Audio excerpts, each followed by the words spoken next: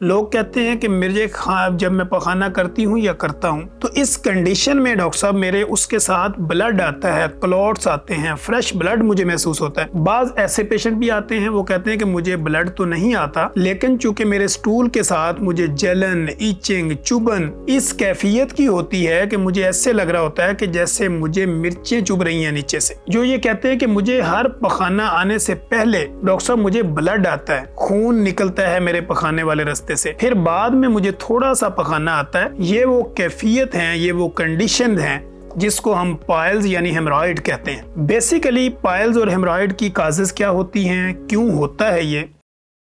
जी बिस्मिल्लाहिर्रहमानिर्रहीम। Myself is doctor Tanveer Arshad Chaudhary, I am a consultant medical specialist.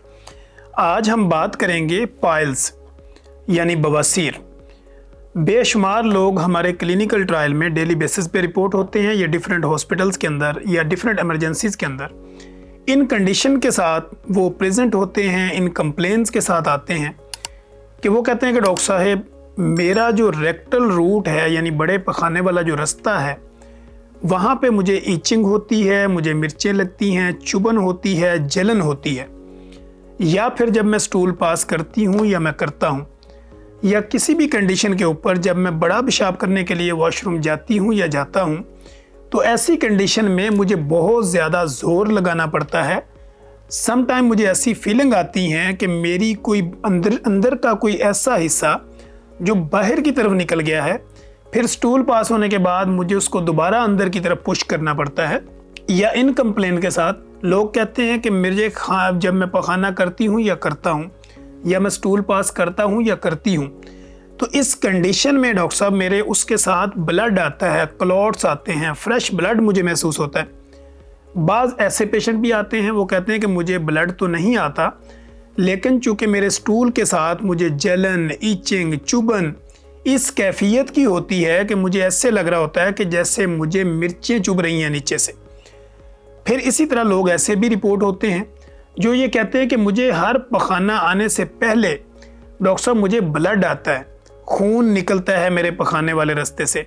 फिर बाद में मुझे थोड़ा सा पखाना आता है। ये वो कैफियत हैं, ये वो कंडीशन हैं जिसको हम पाइल्स यानी हेमरॉइड कहते हैं। बेसिकली पाइल्स और हेमरॉइड की काजेस क्या होती हैं, क्यों होता है ये? सम कंडीशन में ऐसे पेशेंट जिनको जीन्स के अंदर विरासती तौर पे ख़ानदानी या उनको कब्ज़ के मसाइल होते हैं या वो ज़्यादा मेडिकेशन की वजह से उनके जो गट है यानी आपकी इंटेस्टाइन का जो सिस्टम है, पेट के अंदर आंतियों का जो निज़ाम है, आपकी आंतों के इस निज़ाम में किसी भी तरह की सोजिश का हो जाना, रुकावट आ जाना या यहाँ पे आपकी एंजाइम का प्रॉपर ठीक ना होना, खुराक का प्रॉपर जो है वो हज़म ना होना, यूटिलाइज ना होना, फिर आपके स्टूल का कंबाइंड होके प्रॉपर एक प्रेशर के थ्रू ना निकलना, ये काज बनती हैं, ये वजूहात होती हैं कि आपकी आंतड़ों का निज़ाम,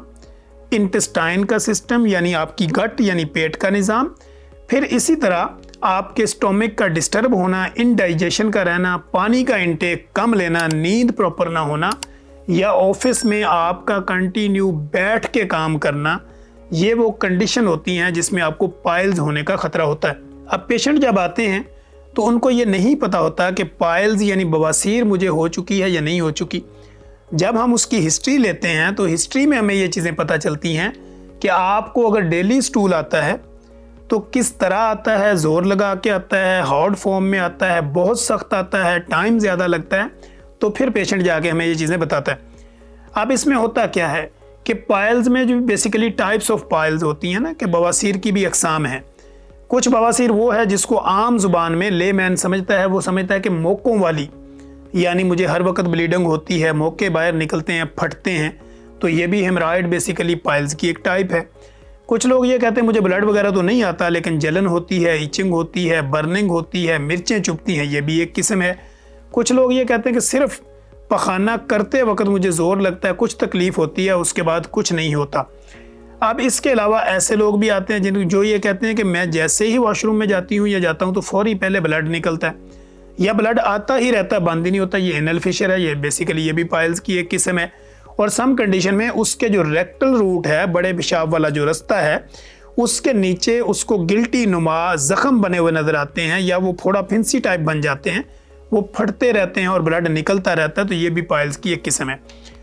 अब जब पाइल्स को हम ट्रीट करते हैं या देखते हैं तो इसको एग्जामिन करने के बाद डायग्नोज कैसे किया जाता है। फर्स्ट ऑफ ऑल पेशेंट जब हमारे क्लिनिकल ट्रायल में आता है इन कंप्लेंट्स के साथ, तो हम उसका फिजिकली मुआयना करते हैं।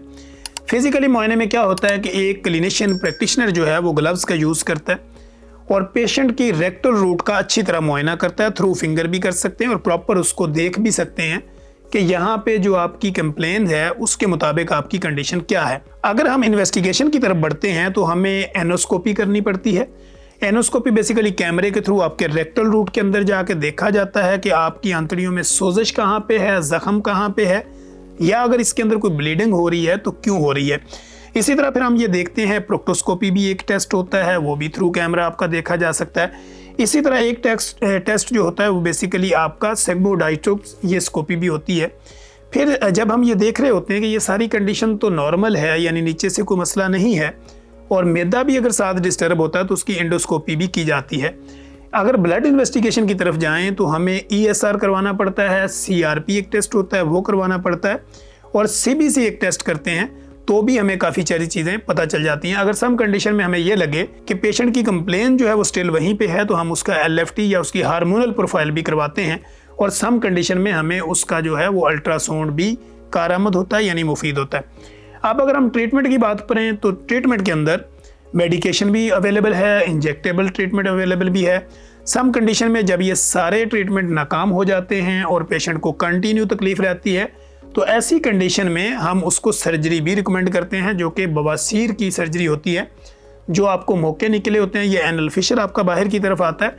या वो एरिया आंतड़ियों का जहाँ पे आपको सोजिश हो गई, जख्म हो गए, उसको निकाल दिया जाता है, तो जाके मरीज़ को आराम मिलता है। अब होम रेमेडी के तौर पे अगर हम बात करें तो पानी का इंटेक बढ़ाना पड़ता है, फाइबर का इंटेक बढ़ाना पड़ता है, ताकि मरीज़ की कंडीशन को बेहतर किया जा सके। उसकी फ़िज़िकल मूवमेंट को बढ़ाना पड़ता है, और फिर उसकी सॉलिड डाइट के साथ कोशिश किया जाता है कि कुछ लिक्विड भी उसको साथ साथ दिया जाए, जैसे कि खाना खाने के दरमियान में भी पानी उसको थोड़ा थोड़ा रिकमेंड किया जाता है, फौरी भी किया जाता है और पहले भी किया जाता है, ताकि जो खाना है वो उसकी आंतड़ियों में अच्छे तरीके से जाके जज़ब हो, और जज़ब होने के बाद उसकी कॉन्स्टिपेशन जो है वो उसको काज ना करे, और इस तरह जो है वो मरीज़ की पाइल्स यानी बवासीर से उसको छुटकारा दिलाया जा सके। अगर आपको हमारे इस प्रोग्राम से मुतल्लिका किसी भी तरह की कोई इन्फॉर्मेशन चाहिए हो, आप कमेंट बॉक्स में आएँ, कमेंट बॉक्स में आके अपनी अच्छी बुरी राय का इजहार ज़रूर करें। हम आपकी राय का एहतराम करते हुए नेक्स्ट प्रोग्राम में जो चीज़ें रह जाती हैं या बाई चांस हमारे माइंड से स्किप हो जाती हैं, हम उसको अच्छे तरीके से कवर कर सकें और आपकी ज़िंदगी में आसानी पैदा कर सकें। Thank you so much.